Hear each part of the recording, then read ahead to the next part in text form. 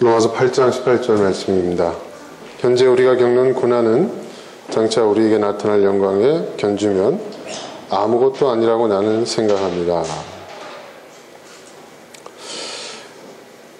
여러분, 그 세상에서 가장 불행한 남자가 어떤 남자인 줄 아십니까? 그래서 어느 잡지에서 봤는데요, 이렇게 얘기를 하고 있더라고요. 세상에서 가장 불행한 남자는 어떤 남자인가? 좁은 일본식 주택에서 살면서 맛없는 영국 음식을 먹으며 드센 미국 여자와 사는 남자가 세상에서 가장 불행한 남자이다. 일본식 주택은 좁기로 유명하죠, 그죠? 그리고 영국 음식 정말 맛없기로 유명하죠. 영국을 대표하는 음식이 뭔지 아세요, 여러분? 피시앤칩이라는 음식인데요,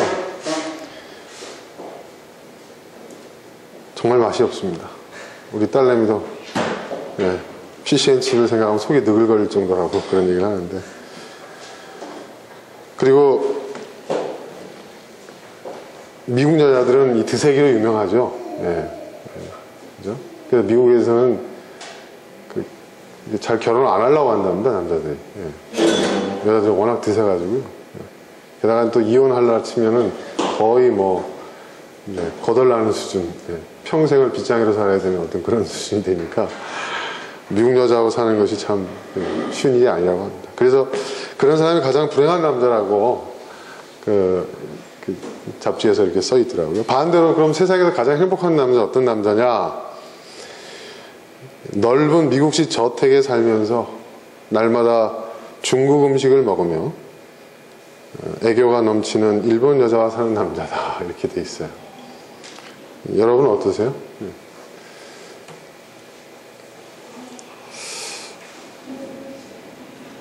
대답에 신중을 기하셔야 되겠죠. 자, 아까 제가 피시앤칩 얘기를 좀 했는데요, 영국을 대표하는 음식이 피시앤칩만 있는 게 아닙니다.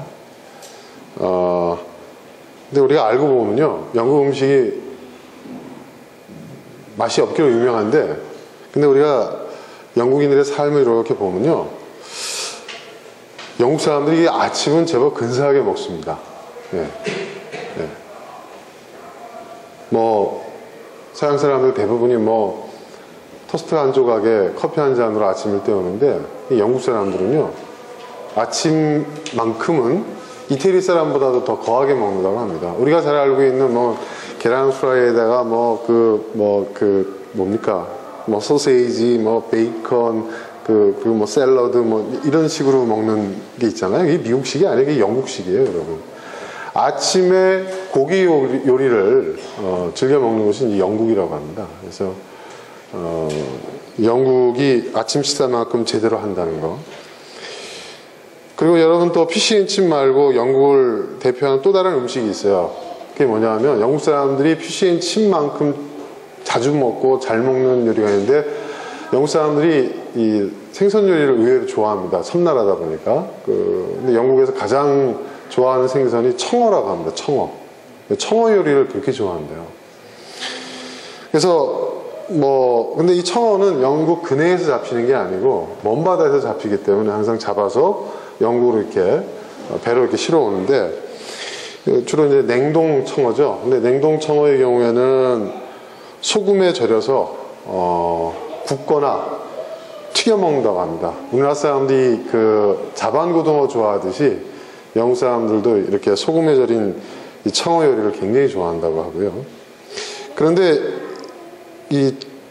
또 영국 사람들 유일하게 회로 먹는 생선이 또 청어라고 합니다.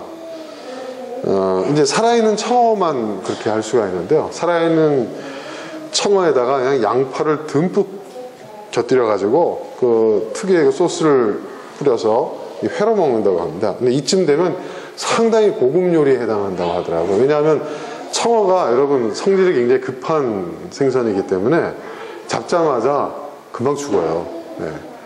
이 청어를 또 양식할 수가 없잖아요. 그러니까 이 청어는 잡아야 되는데, 이게 또 성질이 급해가지고 금방 죽기 때문에 이 살아있는 그 화로로서의 그 청어는 아무나 먹을 수가 없는 거죠.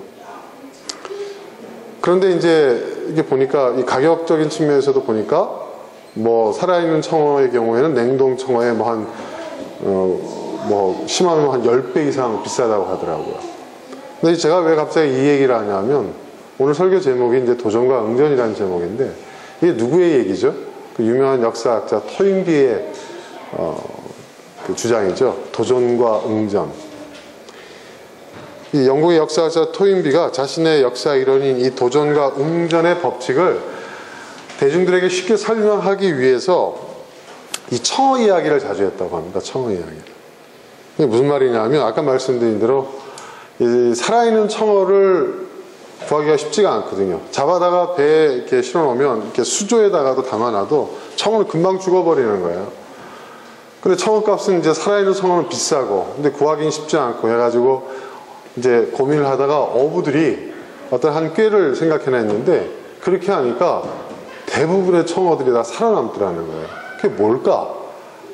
하고 이제 보니까 이 수조에다가 살아있는 청어를 담아놓은 수조에다가 여러분 우리 물메기 아시죠? 여러분 물메기 곰치라고도 하죠. 이 곰치를 몇 마리 풀어놓으면요 청어들이 대부분 다 산답니다. 네. 그 이야기를 통해서 그래서 그걸 일명 청어의 법칙, 메기의 법칙, 물메기의 법칙 뭐 이렇게 얘기하는데 이게 무슨 말이냐면 위기가 없으면 위험이 없으면 예?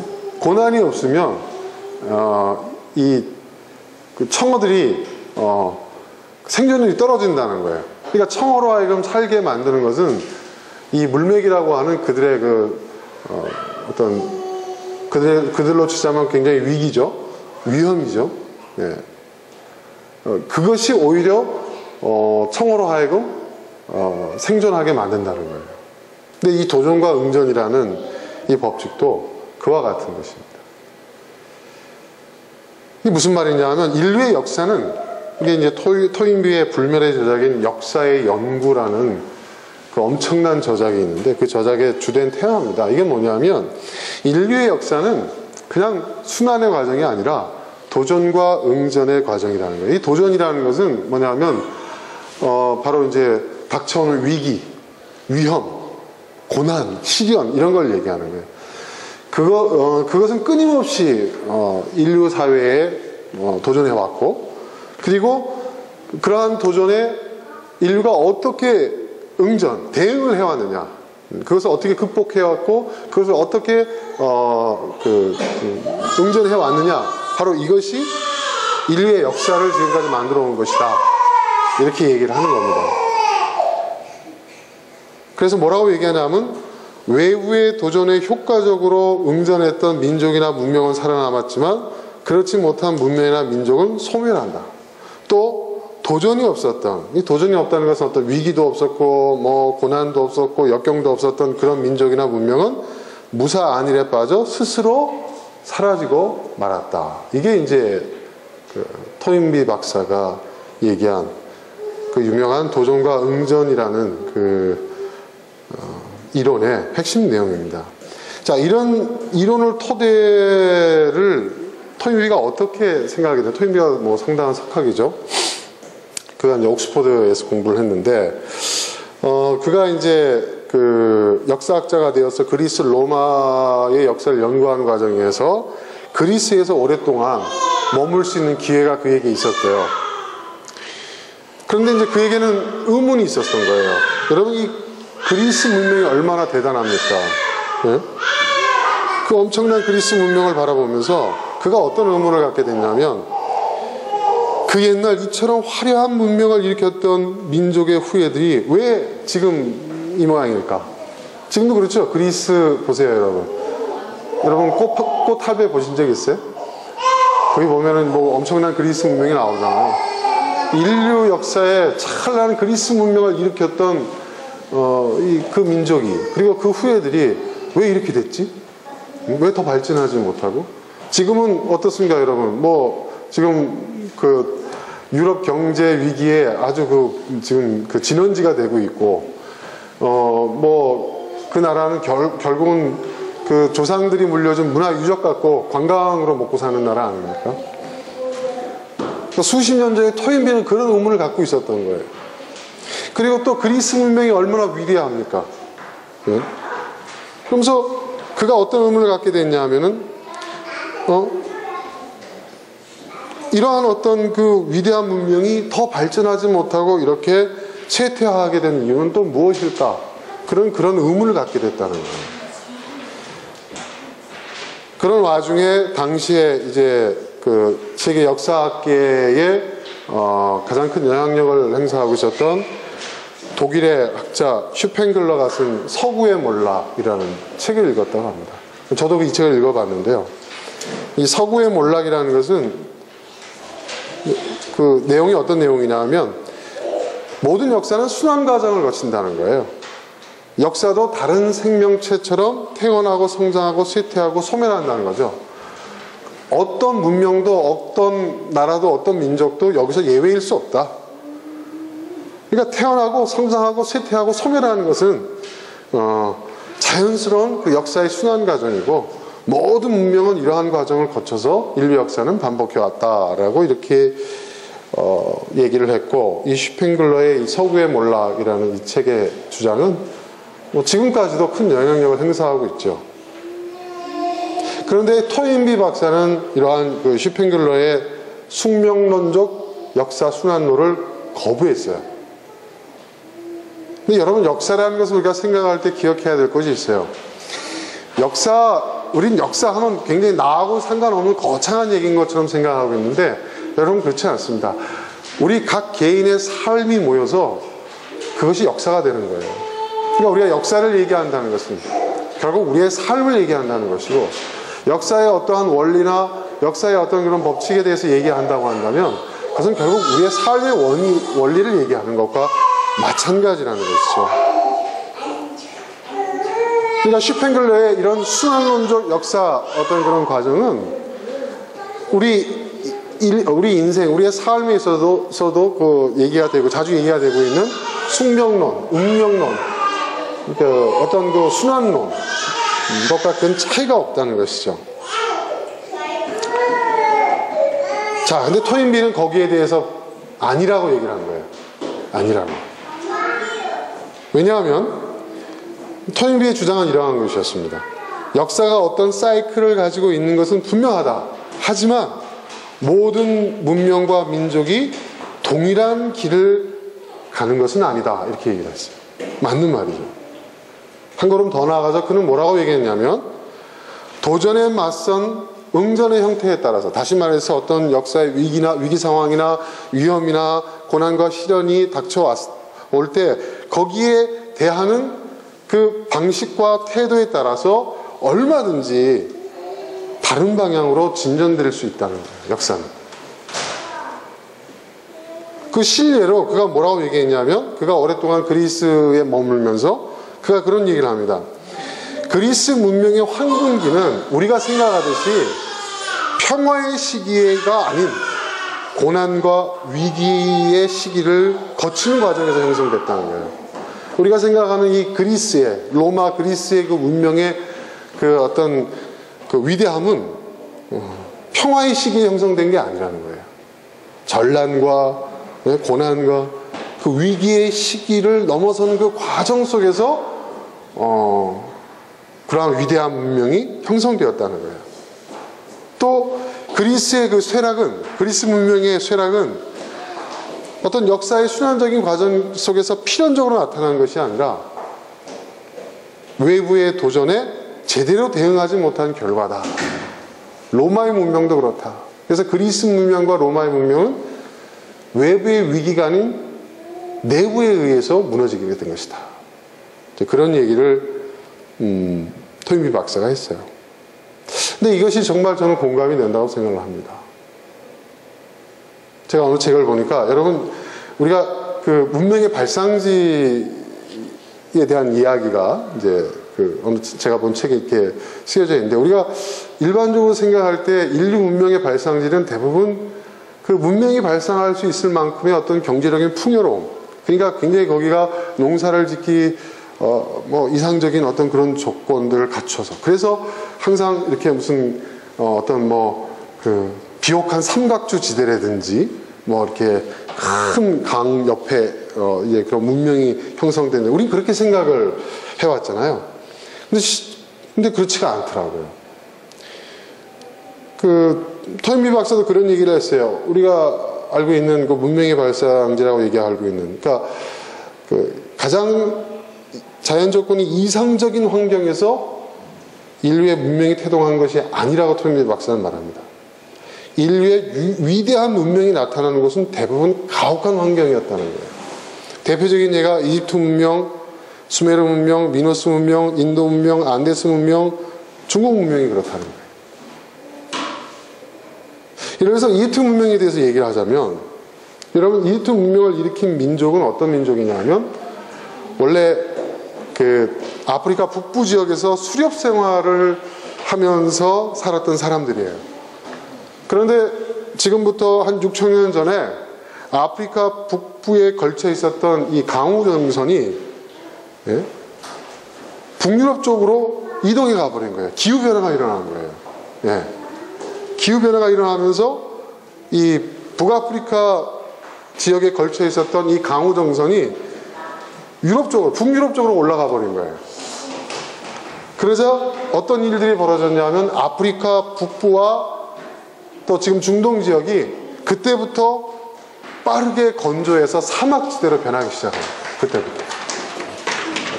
자, 이렇게 기후 환경이 변하니까 그 지역에 살고 있었던 사람들은 본래 수렵과 채집 생활을 하면서 살던 사람들인데, 기후가 이렇게 급격하게 변하자 그들이 적응을 해야 했어요. 근데 세 가지의 그들의 어떤 그런 그 대응이 있었습니다. 첫 번째는 뭐냐 하면, 그냥 그곳에 남아서 기존에 살던 대로 살자. 뭐 여기 와서 우리가 뭐 새로운 걸 바꿀 수가 있겠냐. 그냥 기존에 살던 대로 수렵 생활하면서 채집 생활하면서 그냥 살자. 응? 뭐 우리가 할 수 있는 거 그밖에 더 있냐. 우리가 배운 것도 그거고 조상 대대로 그렇게 살아왔는데 우리 그렇게 살자. 근데 그렇게 사는 사람들이 있었고, 두 번째는 뭐냐면, 우리가 떠나지 않고 그 자리에 남되 이제 수렵 생활은 더 이상 어려우니까 우리가 유목 생활을 하자. 유목. 가축을 이제 치자. 이제 사냥을 할 수가 없으니까 우리가 사냥하던 짐승을 길들여 가지고 유목 생활을 하자. 그리고 세 번째는, 야, 이대로는 안 된다. 우리가 살던 이 지역을 떠나고 생활 방식, 그 모든 것을 근본적으로 바꿔야 되겠다 하는 그런 사람들이, 이 세 부류의 사람들이 나타났어요. 첫 번째 방식, 그냥 그대로 살면서 그대로 하던 대로 살자, 수렵 생활을 하면서 살자 라는 방식을 선택했던 사람들은, 그런 부족들은 얼마 못 가서 완전히 소멸해버리고 말았다고 합니다. 그 두 번째 방식을 선택한 부족, 그러니까 이제 수렵 생활 대신 이제 유목 생활을 하자, 짐승들 길들이면서, 이들이 바로 지금도 남아있는 이 북아프리카의 유목민들이 됩니다. 그러니까 그들의 삶의 방식은 수천 년째 똑같지 않습니까? 그럼 셋째 방식을 선택한 부족은 누구냐? 사람들은 어떤 선택을 했느냐? 그들은 나일 강변으로 옮긴 거예요. 근데 우리는 흔히 생각할 때 나일 강변 하면 아주 비옥한 삼각주 뭐 이런 생각을 하는데, 그 당시만 해도, 지금도 마찬가지지만 그 당시만 해도 나일강 주변은 독사와 악어와 독충들이 우글대고 있는 그런 지역이었어요. 사람이 살 수 있는 지역이 아니었다는 거예요. 그리고 거기서 농경과 목축을 그들은 선택을 한 겁니다. 그런데 인류 역사의 그 찬란한 이집트 문명과 이 수메르 문명을 이룬 것은 바로 이 셋째 방식의 삶을 선택한 사람들입니다. 그들에 의해서 이집트 문명과 수메르 문명이 이루어졌다는 거예요. 나일 강변은 수량이 풍부하고 땅은 비옥했지만 해마다 반복되는, 해마다 두 차례 세 차례 반복되는 이 나일강의 범람이 있었어요. 그래서 기껏 농사를 지어놓으면 그냥 강물이 범람해서 다 쓸어가 버리는 거예요. 그래서 그들은 그걸 포기하지 않았어요. 계속 시도했고, 그리고 나일강의 범람이 일정한 주기가 있다는 것을 그들이 알아챘고, 그래서 적극적으로 이걸 예측하기 위해서 그들이 천문학을 발달시켰고 지금도 우리가 사용하고 있는 태양력을 이집트 사람들이 최초로 만들어낸 겁니다. 그들의 이러한 수고, 이러한 시도가 없었다면, 또 그들에게 이러한 위기와 시련이 없었다면 우리는 아마 지금도 태양력을 사용하지 못했을 거예요. 또 범람 후에 어떻게 됩니까? 농토를 잘 만들어놔서 또 그냥 물이 다 쓸고 가면은 이게 농지가 어디가 어딘지 알 수 없어요. 그래서 범람 후에도 농지 측량을 정확하게 하기 위해서 그들이 발달시켰던 것이 뭐냐면 기하학과 수학입니다. 네. 지금 우리가 사실 이집트 사람들이 우리한테 물려준 기하학, 수학도 이 체계적인 이 수학의 체계를 최초로 성립한 사람들이 바로 이집트 사람들이라는 것이죠. 모든 것이 다 이러한 역경과 고난을 극복하는 과정 속에서 만들어낸 거예요. 또 그러한 홍수가 나고 범람이 되는 것을 막기 위해서 제방공사를, 인류 역사상 대규모의 토목공사를 시도한 사람들이 바로 이 이집트 사람들. 이것이 나중에 이집트 문명을 일으켰고 그 과정에서 도르래와 수레를 만들어낸 거예요. 이것이 훗날 이 피라미드 건축의 기반이 된 것입니다. 또 뿐만 아니라 이 나일 강변에 독사가 굴거리고 독충이 그렇게 많았고 자연재해가 많았고 또 전염병이 심했어요. 그래서 이걸 극복하려고 노력하는 과정 속에서 이집트 문명이, 나일강 문명이 인류 최초로 체계적인 의술을 발달시켰다고 합니다. 그러니까 이 모든 것이 뭐냐면 도전에 대한 응전의 과정 속에서 만들어낸 거예요. 거저 만들어진 것이 하나도 없다는 거예요. 거저 얻어진 것이 하나도 없다는 거예요. 나일강 문명, 이집트 문명뿐만 아니라 여러분 고대 중국 문명도 마찬가지라고 합니다. 여러분 중국에 두 개의 거대한 강줄기가 중국 대륙을 가로지르죠. 뭐하고 뭐죠? 양쯔강하고 황허강이죠. 그런데 이 양쯔강은요, 남쪽에 있는 양쯔강은요, 기후가 따뜻하고 강의 흐름이 완만합니다. 예. 또 강우량도 일정해가지고요, 예. 뭐 홍수가 나고 이런 뭐 강이 범람하고 이런 일들이 거의 없어요. 예. 농토가 또 비옥하고 농사짓기에 안성맞춤입니다. 그것이 양쯔강이에요. 그래서 양쯔강을 중심으로 해서 곡창지대가 형성되어 있죠, 중국은. 근데 북쪽에 있는 여러분 황하강은 어떻습니까? 황하강은요, 저 북쪽에 있는, 서북쪽에 있는 쿤룬 사막에서 이 발원해가지고요, 이 바레만, 그러니까 지금 뭐 상둥성까지 이렇게 흐르는 이 엄청난 큰 강이죠. 그런데 이 강은요, 혹독한 추위로 겨울에 얼면 배가 다닐 수가 없었고요. 더구나 해마다 엄청난 범람이 반복됩니다. 그래서 수많은 생명과 재산을 앗아갔다고 합니다.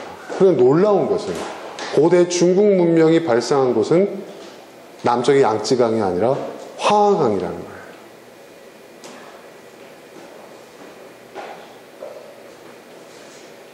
놀랍지 않습니까, 여러분? 자, 이러한 사실이 우리에게 얘기해 주는 것은 무엇입니까? 제가 아까 말씀드렸죠. 역사와 우리 개인의 삶은 무관한 게 아니에요. 개인의 삶들이 모여가지고 그것이 역사가 되는 것입니다. 역사를 이야기한다는 것은 결국 우리의 삶을 얘기하는 것이거든요.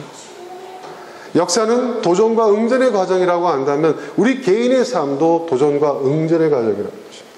도전이라는 것은 위기와 위험과 시련과 고난을 의미하는 거예요. 한 번도 인류의 역사 속에서 시련이 없던 시기는 없었다는 거예요. 항상 시련과 고난이 엄습해 왔다는 것이죠. 역사에는 끊임없는 도전이 있었다는 거예요. 앞서 말씀드린 대로 역사는 인간의 삶이 모여서 이루어진 것입니다. 따라서 여러분, 역사에 끊임없는 위기와 시련과 고난이 있었다는 것은 바로 그 역사 속의 주체가 되는 각 개인의 삶, 인생에도 도전, 곧 고난과 위기가 끊이지 않았다는 거예요.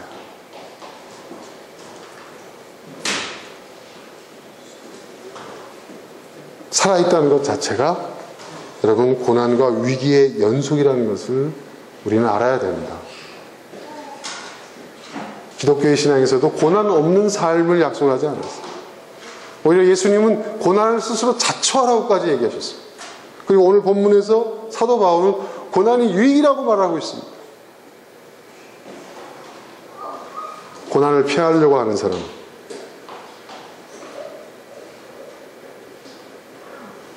그것은 인생의 낙오자가 되겠다는 것이죠. 여러분, 살아있다는 것 자체가 수없는 고난과 위기의 연속에 있음을 의미하는 거예요. 그러지 않아. 편안하게 사는 사람이, 그건 자기가 믿고 싶은 대로 믿는 거죠.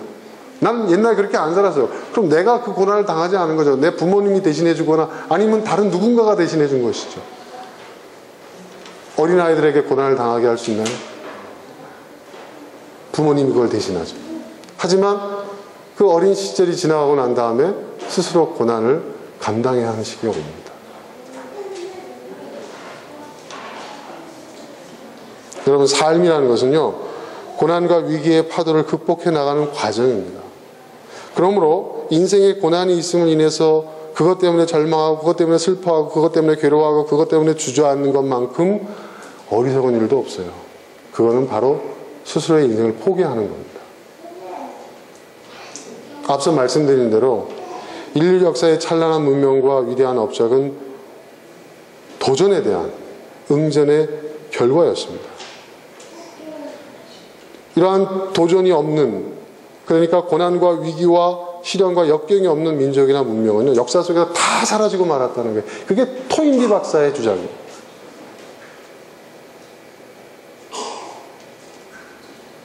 역사의 위대함이 고난과 위기를 극복해 나가는 과정 속에 있다고 그는 말했는데, 저는 인생의 위대함도 고난과 위기를 극복해 나가는 과정에 있다는 것입니다.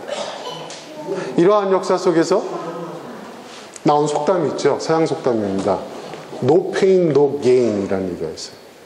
뭐예요? 고통이 없으면 얻는 것도 없다. 얻고자 하는 사람은 거꾸로 얘기하면 고통을 감내해야 된다. 또 이런 속담이 있어요. No cross, no crown. 뭐예요? 그래서 크로스는 십자가죠. 십자가, 그건 고난을 의미해요. 고난도 없이 왕관도 없다. 영광도 없다.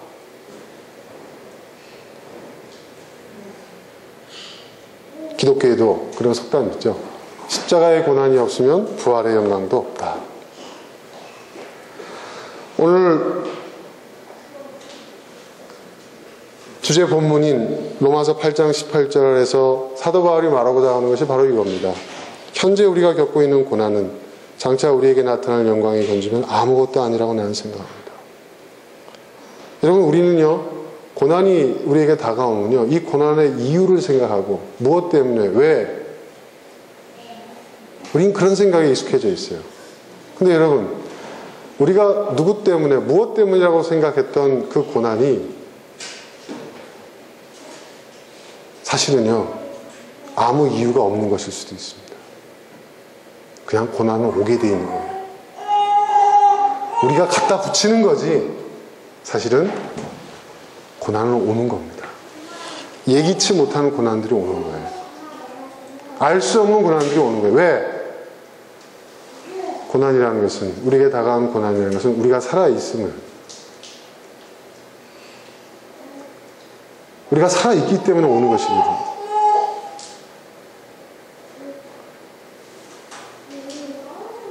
그 고난 앞에서 우리는 자꾸 이유를 찾고 핑계를 찾고 까닭을 찾습니다. 근데 그걸 찾았다고 해서 그 고난이 해결됩니까?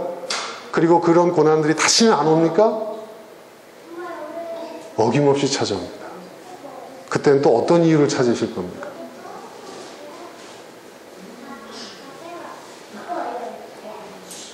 고난은 누구 때문에, 무엇 때문에 오는 게 아닙니다.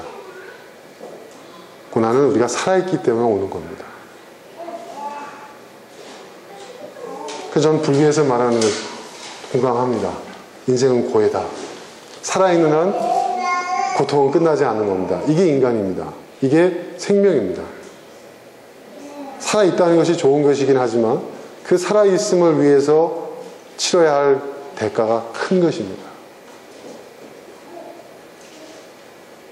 우린 그것을 직시해야 합니다.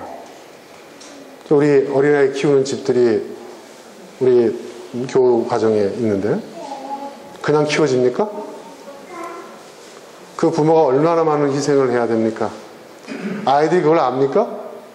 아이들은 어떤 대가를 치릅니까? 아무런 대가를 치르지 않습니다. 부모님의 보살핌과 사랑과 애정 속에서 자라납니다.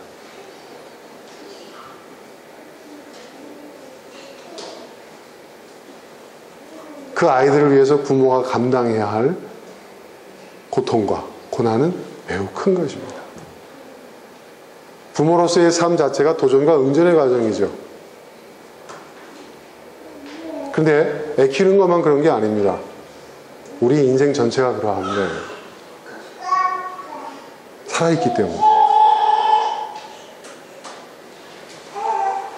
옛날 사람들은 그렇게 생각했습니다. 지금 이 고난을, 우리가 받는 이 고난은 뭔가 이유가 있기 때문일 거야. 우리가 죄를 지었기 때문에, 누가 잘못했기 때문에, 그 대가를 치르는 거야. 그래서 인생에 어떤 고통이 오고 고난이 오고 위기가 오고 시련이 오면 그것이 다 하나님의 징계라고 생각을 했어요. 근데 예수님께서 이 땅에 오셔서 그러셨죠. 아니라고 말씀하셨어요. 아니라고 했어요. 오히려 고난과 고통이 하나님의 뜻을 이루는 방법이라고 말씀하셨어요. 고난과 고통을 극복해 나가는 그 과정 속에서 인류는 더 발전할 수 있고 사람은 더욱 성장할 수 있다고 말씀하셨어요. 하나님의 뜻을 이루는 과정은 바로 그런 과정이라고 얘기하셨어요. 그리고 예수님 스스로가 몸소 그것을 보여주셨어요. 십자가의 길을 걸어가셨어요. 고난의 길을 걸어가셨다.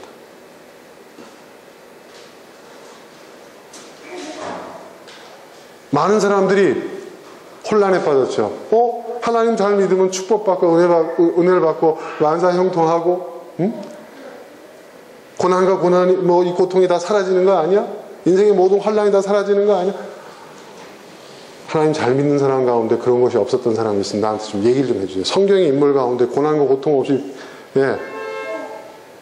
여러분이 소망하고 기대하는 그런 삶을 산 사람, 성경에 어떤 인물이든지 한번 저한테 소개를 해줘 보세요. 하나님 본체이신 하나님 자신이신 예수님조차도 고난의 길을, 십자가를 지었다는 것. 고난은 우리가 피할 수 없는 것입니다. 고난을 피한다면 우리는 평생 도망자가 될 것입니다. 패배자가 될 것입니다. 낙오자가 될 것입니다. 그러나 그 고난에 맞서서 그 고난을 극복해내는 사람은 성장할 것입니다.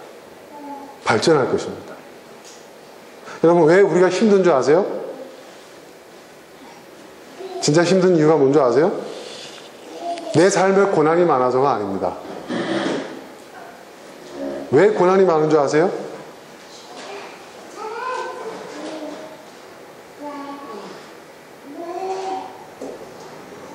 고난을 이겨내지 못하기 때문입니다. 내 삶이 힘든 것.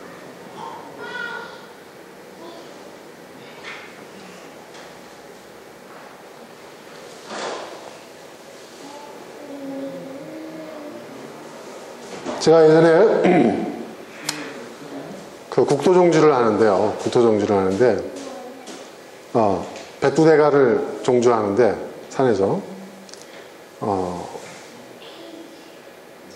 그때 제가 그 경험 많은 등반가가 쓴 책을 제가 한번 읽었는데, 그 사람은 그런 얘기를 하더라고요.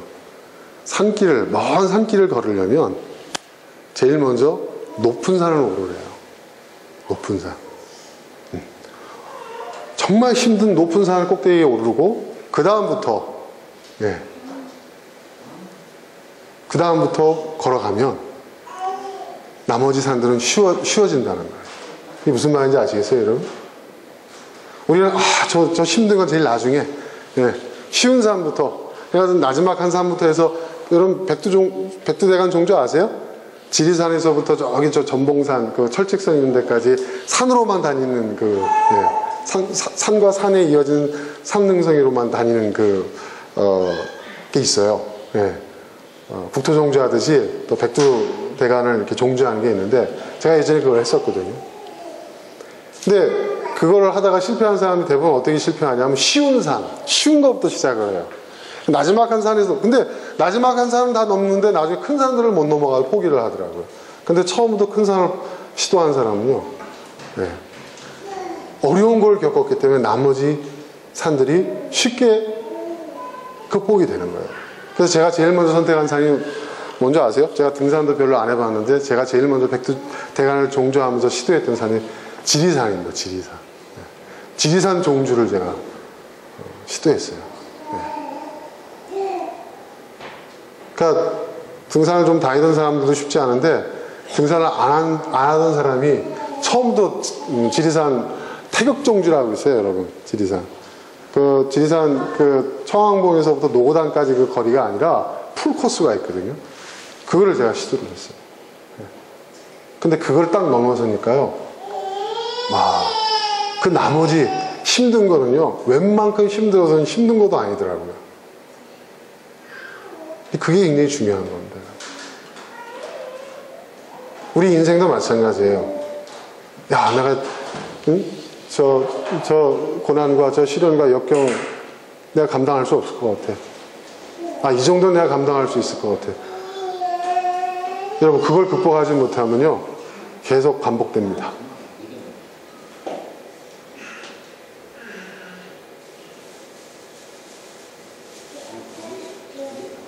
저는 그런 생각을 해봅니다. 왜 우리가 이 세상에 존재할까?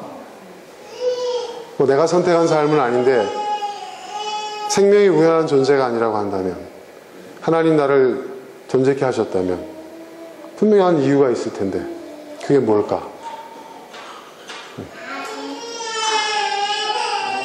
이렇게 사는 게 맞나? 저렇게 사는 게 맞나? 이것이 나의 삶을 향하신 하나님의 뜻인가? 어떻게 해야지? 옛날에 이렇게 생각했어요. 여러분도 지금 그렇게 생각하세요? 뭔가 거창하고 뭔가 이렇게 분명하고 비전 막 이러면서, 저도 한때 그런 적이 있었고 그렇게 가르쳤고 또 그렇게 믿었던 때가 있습니다. 그런데요, 그건 복잡한 거예요. 아주 단순한 게 있어요.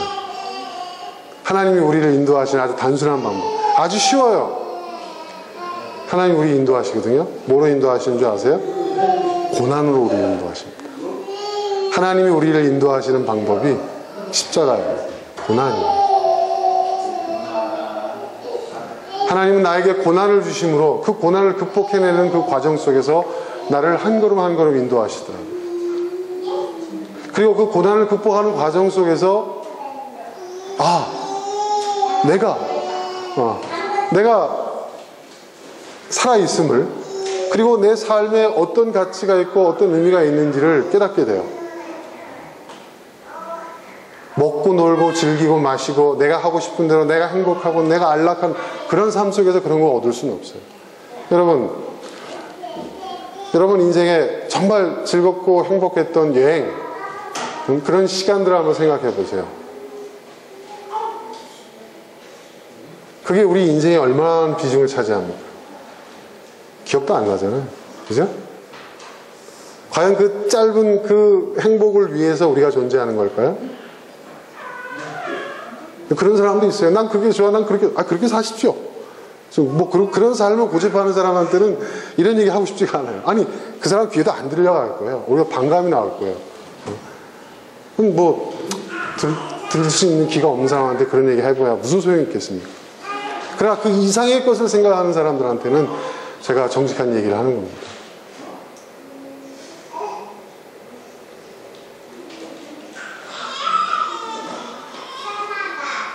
여러분, 진짜 내가 누구인지를 알고 싶습니까? 그 고난을 통해서 알게 되는 거예요.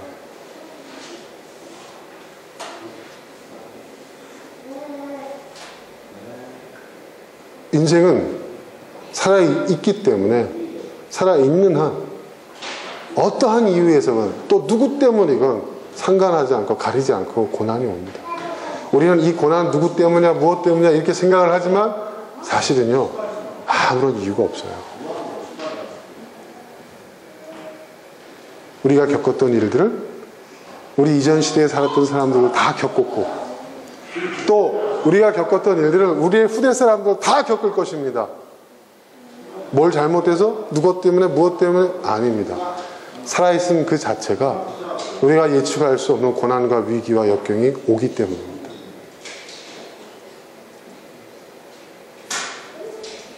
아, 이것 때문이야, 이것 때문이야, 이랬기 때문이야. 내가 그 원인을 알았다고, 나는 확실하지만 그걸 알았어도 그 고난이 안 옵니까? 또 옵니다. 그땐 뭐라고 얘기할 겁니다. 또 이것 때문이야. 그러면 끊임없이 누군가를 원망하고 누구를 탓하면 그 문제가 해결됩니까? 절대 해결되지 않습니다. 그건 자기 착각에 빠져야 됩니다. 해 아래 새 것이 없다고 그랬죠. 그럼 우리는 어떻게 해야 됩니까? 고난을 맞아들이는 겁니다. 담담하게 맞아들이는 겁니다. 예수님은 고난을 탓하지 않으셨어요. 그리고 베드로가 뭐라고 얘기했죠? 십자가의 고난이 두려워서 도망갔던 베드로가 나중에 뭐라고 얘기합니까? 베드로 전서인가요? 후서인가에서 뭐라고 얘기합니까? 너희에게 다가오는 불시험을 이상히 여기지 마라. 이 말은 무슨 말이에요? 이 불시험, 고난을 말하는 거거든요. 아니, 왜 나한테 이런 고난이 오지? 나 하나님 잘 믿는데? 난 예수 믿는 사람인데? 난 구원받은 사람인데? 왜 이런 불시험이 나한테 오지? 이건 또 누구 때문이야? 뭐 때문이야? 뭐가 잘못된 거지? 베드로가 뭐라고 그러겠습니까? 이상히 여기지 말라. 그건 당연한 일이다. 인생의 고난은 당연한 것이다. 제가 요즘 뭐 여러 가지 일들로 좀 스트레스를 받는 일이 많아가지고 한 번은 너무 지쳐가지고 제가 밤에 잠이 안 와가지고 참 끝이 없네요. 하나님 끝이. 뭐 재단 일도 그렇고 사업도 그렇고 인생 사는 것도 그렇고 끝이 없습니다. 또 자식들도 속색이고 끝이 없습니다. 내가 어디서도 내가 마음의 편안함과 행복함을 느낄 수가 없습니다. 그리고 왜 주변에 이렇게 나를 탓하는 사람들을 많은지. 그렇잖아요.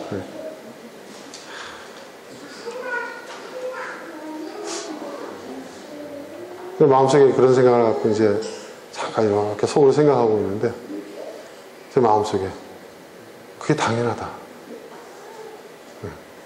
제 생각이라기보다는 하나님의 음성처럼 들렸어요. 그게 인생이니까. 제가 많은 책을 많이 읽지는 않지만 아무튼 항상 책을 가까이 하려고 하거든요. 제가 제일 좋아하는 게 역사입니다. 역사. 역사 드라마, 역사 영화, 또 역사책 뭐 이런 거 굉장히 좋아해요. 읽어보면요, 제가 겪고 있었던 일을 다 예전에도 누군가가 겪었던 일들이에요. 그 형태와 방식만 약간 다르지 그 본질은 다 똑같은 일들이에요. 다 똑같은 일들. 아, 나만 이런 일을 겪고 있다고 생각한다는 것이 이게 얼마나 어리석은 일인가. 이게 모든 사람들이, 살아있는 모든 사람들이 다 겪는 일이에요. 그러면 언제 끝날까? 언제 끝날까요, 여러분? 죽으면 끝나는 거죠, 죽음. 그러니까 고난을 피하고 역경을 피하는 가장 좋은 방법은 죽음인 것 같아요. 그래서 자살하는 사람들이 많은가요? 하지만 저는 그러고 싶지가 않아요. 왜냐하면 역사의 위대함이 도전에 대한 응전에서 나오는 거라고 한다면 인생의 위대함도 고난과 역경에 대한 그 극복에서 나오는 것임을 저는 이제 알기 때문이죠. 그래서 저는 이겨내보려고 합니다. 끝까지. 근데 절대로 제가 이제 깨달은 게 있어요. 여러분, 남을 만족시켜주기 위해서 살지 마세요. 이게 굉장히 중요한 얘기입니다.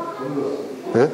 여러분이 어떤 선행을 하더라도요, 여러분 자신의 만족을 위해서 선행을 하셔야지 다른 사람에게 인정받기 위해서, 다른 사람을 만족시키기 위해서 그 일을 하지 마세요. 네.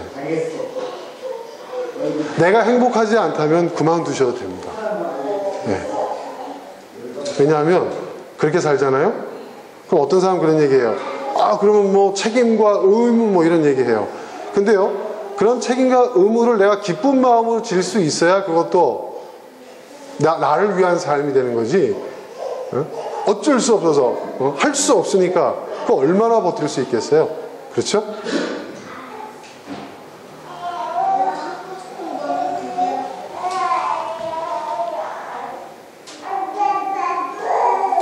내가 기쁜 마음으로, 자원한 마음으로 힘들어도 그래도 내가 그것을 하겠다는 그런 마음으로 할 때에야 여러분 내 삶에 의미가 있습니다. 그리고 내가 행복합니다. 그리고 다음 일을 할 수가 있어요. 요즘 제가 스트레스를 굉장히 많이 받았거든요. 뭐 재단 일들, 굉장히 복잡한 일들이 많습니다. 그리고 저한테 지금 제기된 소송만 3건이거든요. 재단 일 때문에. 네. 소송 한 건 감당하기도 쉽지 않죠, 여러분. 네. 제가 뭐 검찰청에도 2번이나 불려가가지고요. 네. 네. 또 그리고 이제 또 민사소송도 준비해야 되고. 네. 재단 일 때문입니다. 아, 내가 이걸 왜 해야 되지? 막 이런 생각도 막 들고 그래요. 아, 나 이 사람이 던져버릴까?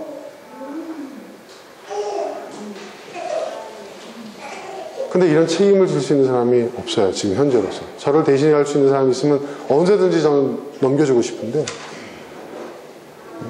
권리를 주장하는 사람들은 많고 혜택을 누려보고 싶은 사람들은 많은데 정말 책임을 지려고 하는 사람이 없어요. 어떤 선생님이 저를 찾아와서 그런 얘기 하더라고요. 이사장님, 도둑놈들밖에 없습니다. 이사장님 지켜주십시오. 또 장애인이, 뇌성마비 장애인이 그 어눌한 말 한마디 한마디 하기 어려운 그 사람이 저한테 얘기하기를, 우리 집을 지켜주세요, 이사장님. 제가 제 자신에게 물어봤어요. 네가 자원함으로 이 일을 하느냐, 아니면 마지못해서 이 일을 하느냐. 2가지가 다 있죠. 근데 어떤 게 더 무겁냐? 자원하는 마음이 있어요. 제가 가평에 이렇게 일주일에 2번씩 가는데요. 가면 제가 오는 날인 줄 알고요, 그 장애인들이 밖에 나와 있어요. 저를 기다리는 거예요. 또 제가 가면 얼마나 저를 반겨주는지 몰라요. 한 사람은 막 쫓아와서 제 가방을 뺏어 들고요, 한 사람은 연신 따라다니면서 인사하고요, 또 다른 사람은 와서 제 어깨를 계속 털어요. 어깨 털어주고.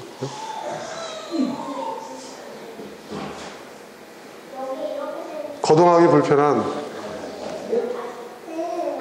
장애인도 전동 휠체어를 타고 제가 오는 걸 지켜보고 있어요. 오나 안 오나.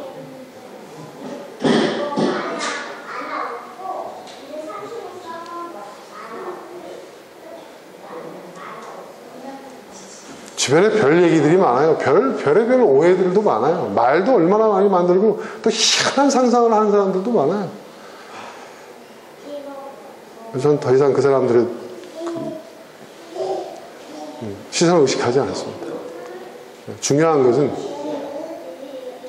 바로 내가 그 일을 하기를 원한다는 거죠. 그리고 내가 그것을, 그 책임과 그 의무를 내가 감당하는 것을 내가 싫어하는 마음보다 더 좋아한다는 것이죠. 그건 제가 선택한 거죠. 그러니까 아무에게도 원망하지 않습니다. 때로는 힘들어가지고, 그 사람 왜 그래? 한마디 할 수 있지만 아무도 원망하지 않습니다. 기꺼이 감당합니다. 네, 그래서 검찰에 가서도요, 2번에 가서도 성실하게 조사에 임했고, 네, 법원에서, 질의서가 날라오면 성실하게 답변을 했고요. 네. 국세청에서도 뭐 이렇게 조사가 오면 지금 누가 또 이상한 제보를 해가지고 지금 우리 재단이 지금 또 감사를 받거든요. 그것도 성실하게 준비해서 받습니다. 얼마나 힘들고 얼마나 까다로운지. 그러니까 이게 뭐냐면 나가라 이거죠. 나가라. 뛰쳐나가라. 제가 나가길 바라는 사람들이 있어요. 그래가지고 이 재단 쪼개가지고요, 사유하려고 하는 사람들이 있어요. 자기 목적으로 이렇게 하려고 하는 사람들이 있어요. 심지어 뒤로 저한테 협상도 걸어와요. 상상도 할 수 없는 일들이 일어납니다. 뭐 얼마나 많은 루머를 또 만들어내는지 또. 그 사람들은 그 이상한 그 발상들이 있잖아요. 그런 쪽으로는 어떻게 이렇게 머리들이 잘 돌아가는지. 근데 그걸 두려워하지 않기로 했어요. 사람들한테 그런 욕먹는 거, 그런 모함받는 거, 그런 애꿎은 고난받는 거, 네, 두렵지 않습니다. 네. 제가 예전에 제가 하나님께 부름을 받을 때 저에게 주셨던 말씀이 내 어린 양을 먹이라는 말씀이었거든요. 내 어린 양을 먹이라. 저는 말씀으로 양육하고 목회자, 예, 말씀으로 양하고 성경 말씀으로 양육, 그런 은혜로 먹이는 그런 목회자인 줄 아는데 알고 봤더니 지금 와서 보니까 진짜 먹이는 진짜 하나님의 양을 먹이는, 예, 예. 우리 주님의 어린 양, 가장 대표적인 어린 양이 누굽니까? 사회적 약자들 아니에요. 그죠? 장애인들.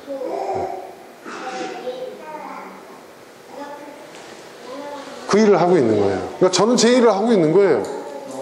근데 그 일을 감당하고 그 일을 이루어 나가는 그 과정이 고난인 거예요. 시련인 거예요. 역경인 거예요. 누가 알아주는 사람 아무도 없어요. 네. 뭐 가족들은 알아줄 것 같아요. 엉뚱한 원망이라지. 근데 그것도 이제는 상관없어요. 네. 아는 사람이 없어도, 네, 알아주는 사람이 없어도 뭐 그거 서운하지도 않아요. 이제는. 네. 이제는. 왜? 거기에 자유로워져 버렸기 때문에. 그러니까 저는 저에게 맡겨진 일을 하는 거예요. 그리고 앞으로도 계속 그렇게 해나갈 생각입니다.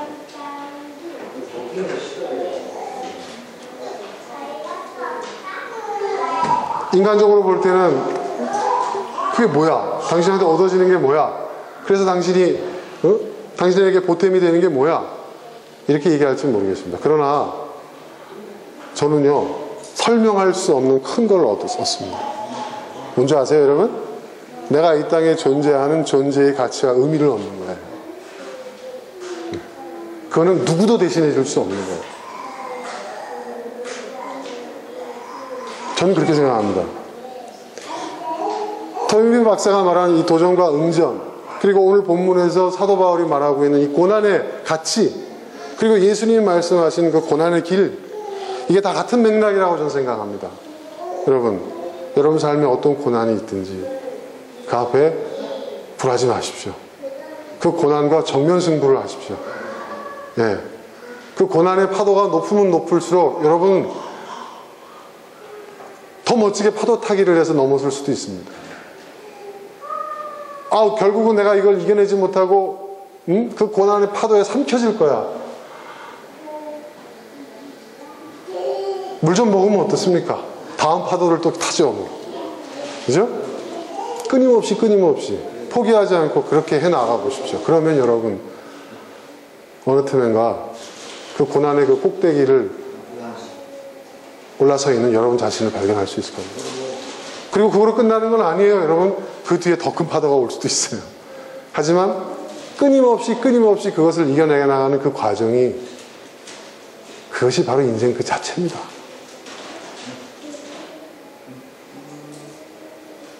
그리고 그 고난을 넘어서는 그 과정 속에서 여러분은 더 성숙한 사람이 되어갈 것이고, 여러분의 인생은 더 큰 의미와 가치로 빛을 내게 될 것입니다. 우리 믿음의 선진들이 간 길이 다 그런 길입니다.